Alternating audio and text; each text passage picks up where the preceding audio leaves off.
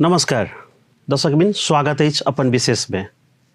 आइ हम सब चर्चा करे जा रहल छी एकटा एहन देश के महामहिम राजदूत से, जे देश अपन स्थापना काले से विभिन्न संकट आ विपरीत परिस्थिति के संघर्ष करैत एकटा विश्व पटल पर अपन नाम रखले छथि आ एकटा शक्तिशाली आ इनोवेशन आ साइंस टेक्नोलॉजी में चिन्हल जाय वाला देश बन चुकल छै। आइ हम सब चर्चा करऽ जा रहल छी महामहिम राजदूत इजराइल के नेपाल के लागी सैमुअल एरीबास से।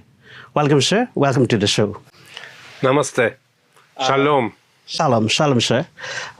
Your Excellency, congratulations for your recent appointment as Ambassador of Israel to Nepal. So, how was your first impression of Nepal, and how has been your first few months in Nepal? Thank you very much for this opportunity. I arrived in Nepal, as you said, a month and plus ago. I was exposed to the diversity of the cultures, of ethnic groups, of languages, a very rich culture in dresses, in buildings, in many ways of behavior, and all is very peaceful. And that is very surprising, and we like it very much. Recently visited Janakpur in a very auspicious time of Vivah Panchami, which significantly marked the marriage ceremony of Lord Rama and Sita. So what was your vision for coming here in this very auspicious time, and how it marked your personally and diplomatically for Janakpur or Madhya province? Thank you. First of all, we received the invitation by former mayor, Mr. Shah, and we are very happy to make friends in Nepal. Nepal is not only Kathmandu. We would like to visit other parts of Nepal to get to know, to meet people, and it was a very good opportunity to come here to Vivah Panchami. We are really lucky to have come here in an event that realizes only one in 5 years, every 5 years, in this way, like now. We took part in the ceremony yesterday. We enjoyed it fully. The dresses, the hats. I received a special hat and pashmina, beautiful pashmina, and we heard the music and speeches. Though we do not understand yet all, but it was really a great experience, really, of the Nepalese culture. First time out of Kathmandu was the Madhes, the Matila culture, and we are very happy to have been here. Okay, so how do you find the people of Madhya and Janakpur this time? Also very nice, very kind, a bit more vividly with sounds and music than in Kathmandu, and we hear it maybe because it's a festival time. Most of the time we hear the music. But it's very nice. We get used to it, and it's beautiful. Your Excellency, Nepal and Israel shared diplomatic relations several decades ago, and Nepal and Israel have been in good terms throughout. So how do you see your tenure will serve this relationship and strengthen its potentials? Thank you. Yes, we would like. I would like to maintain these very good relations, and even to extend them. Yes, Israel and Nepal started diplomatic relation in 1960 with the courageous stand of first Prime Minister elected of Nepal, BP Koirala, who really showed bravery in this step. Israel's first elected, democratically elected Prime Minister Ben-Gurion was in touch with him, and they both started the diplomatic relations. We would like to keep the good relation and extend them. It is a friendship relation, but also based on exchange, on cooperation in several fields. We enjoy the presence of Nepali Gorkhas, Nepali soldiers in UN peacekeeping missions. They are very professional, very good, and they showed it to both sides. They are not working on the side of Israel, but we appreciate them very, very much. I would like really to make mutual projects, Nepal, Israel, so the connections will be even stronger. What are the specific areas where you can see the future collaboration between Nepal and Israel could work and make both countries beneficiaries? Israel used to be an agriculture-based economy. Now, only 3% of the population, only 3% work in agriculture, and Israel exports fruit and vegetable to Europe and other places. Nepal is still makes it a living. Nepalis make a living in a great part. I don't know exactly the percentage, but a great part from agriculture. I see in the relation maybe cooperation in making the agriculture in Nepal more effective, more technological, if they like. We are not imposing anything, but we can show what Israel has reached, what Israel has done in technology, and if Nepali agriculturers would like to adopt it or adapt to this climate, this land, they are welcome. So, specifically saying, we have in India and in China centers of excellence, we call them. They are small farms with a lot of elements from the Israeli technology in agriculture, in health, in many areas. But several in agriculture in India and several in China. We would like to realize the first one here in Nepal, and when people will see that they might learn from that, might try it, these elements of technology, maybe we can copy this center of excellence to other parts of Nepal. But first we will have to work together with government of Nepal to see where the first one is, how we build it, and then to appreciate it or not. And if we do appreciate it, then maybe copy it. Okay, so Israel technically and you can say expert in agriculture sector. So what are the aspects of expertise and technology that can particularly help Nepal grow in agriculture and water resource management technology in Nepal? Can you define some of them? Yeah, I didn't come from agriculture area, but I can say that Israeli technology tackles any problem that the people in agriculture have. That means Israel is a dry country, was in the past and is now. We don't have a lot of rains. Nepal has a lot of rain in some months, but not much rain in other months. So it's also dry in some time. So in Israel, because of the dry climate, people invented the drip irrigation. Instead of putting a lot of water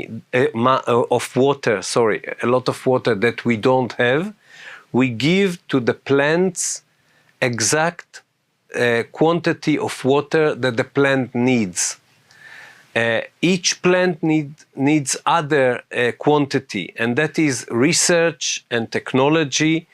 The technology first comes with the tubes with holes attached to a tab, and water comes but goes to the plants by the quantity that they need.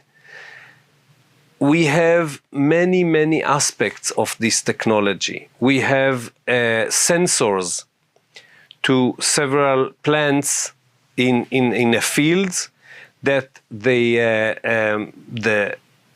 agriculture people can learn from the sensors the situation of the plants, be it corn or wheat or others, and see according to the statistics what is necessary to reduce the water and other aspects of nutrition for the plants, or make it bigger.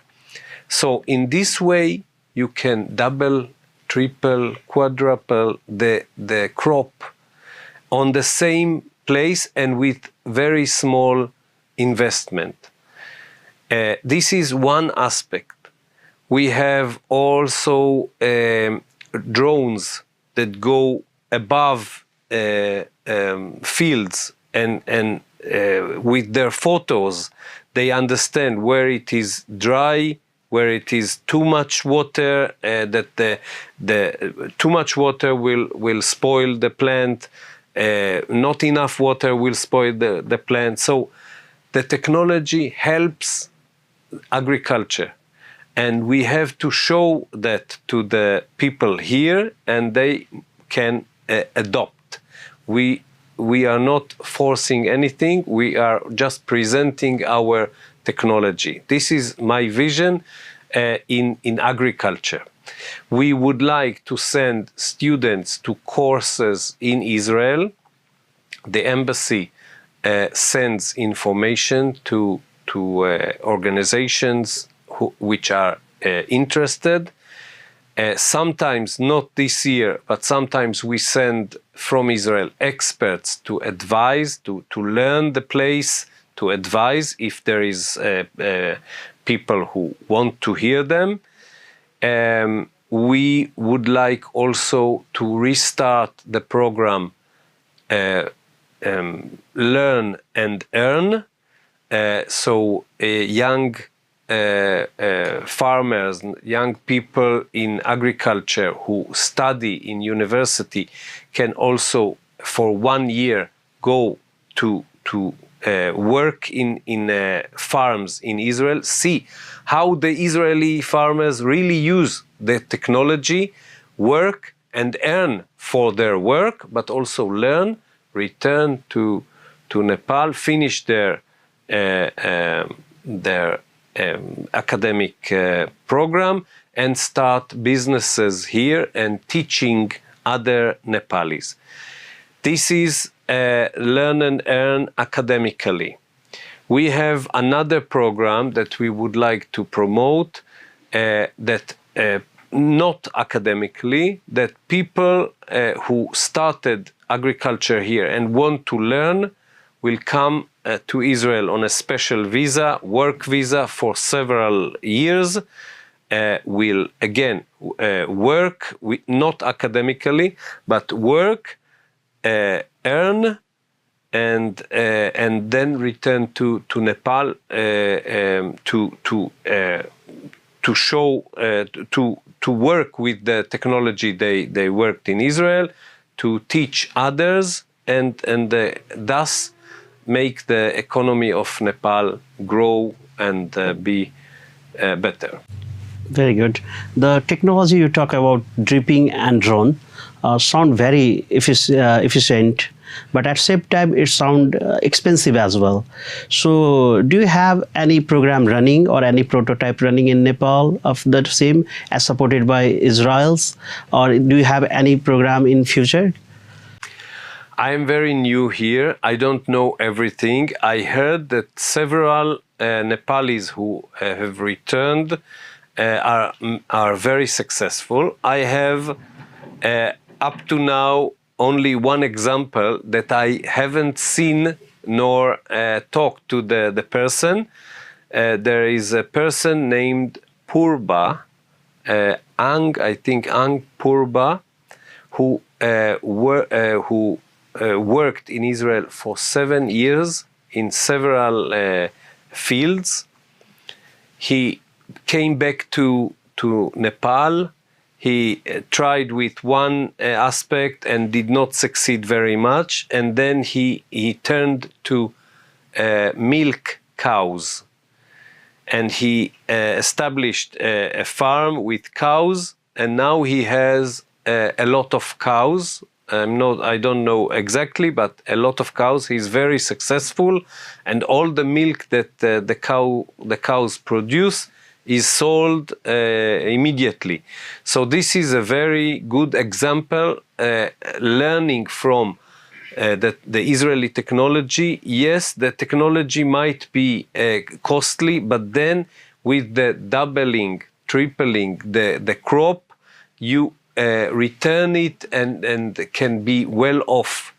It's not just paying for the technology and get the same crop that you get, but it's a revolution. Your Excellency, as part of your Janakpur visit, you are also engaged with Madhya province and several representatives of the state.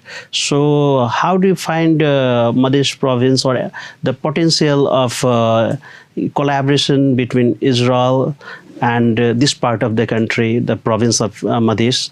What are the opportunities you see there?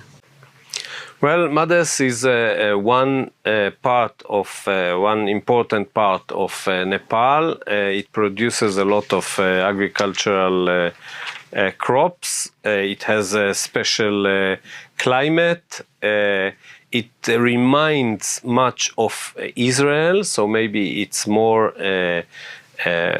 easy. It's easier to transfer technology in this respect, but it's also part of Nepal. We would not like to make a special policy only for one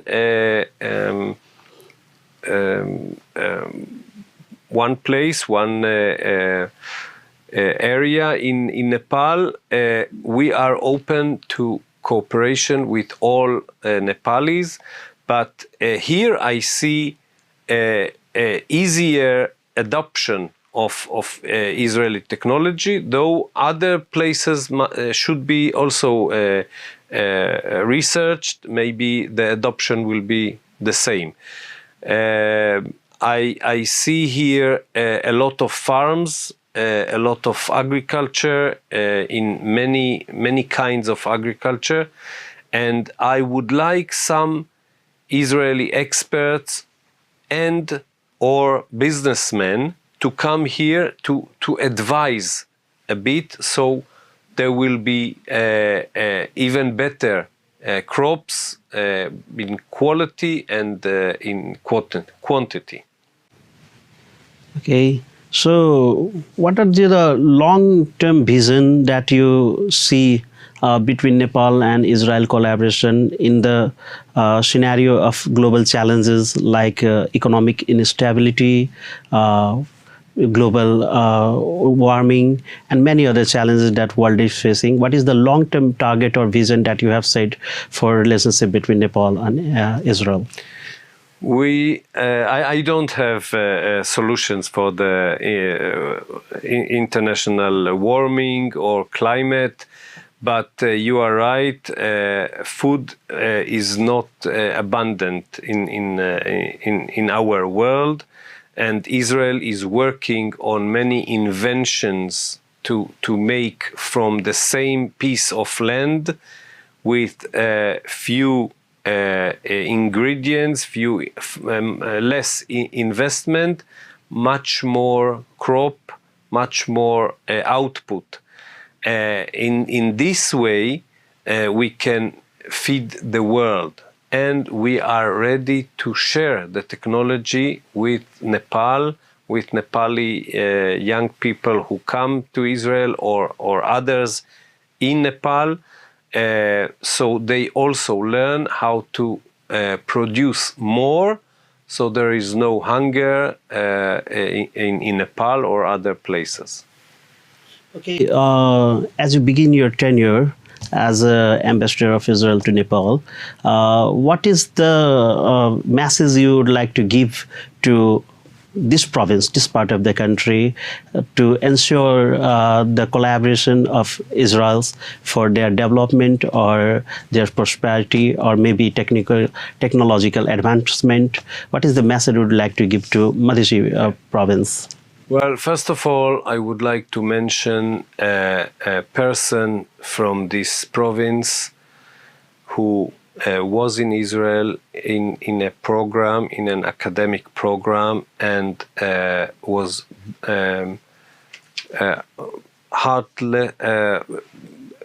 was murdered without any emotions in the October 7 deadly catastrophic attack on Israel, on Israelis and foreigners who were around Gaza Strip. His name is Anand Shah. He's from Safi. Yeah, Safi. And we will not forget him. Israel is taking care in a way with his family, among all the 10 murdered young Nepalis who went to Israel to study. So this is important to know. We are also looking forward to the release of the abductee, Nepali abductee, Bipin Joshi, that is still in the hands of Hamas. So this I must say in every time I meet people, we will never forget them, and we would like to extend the cooperation with Nepal to mend all this. And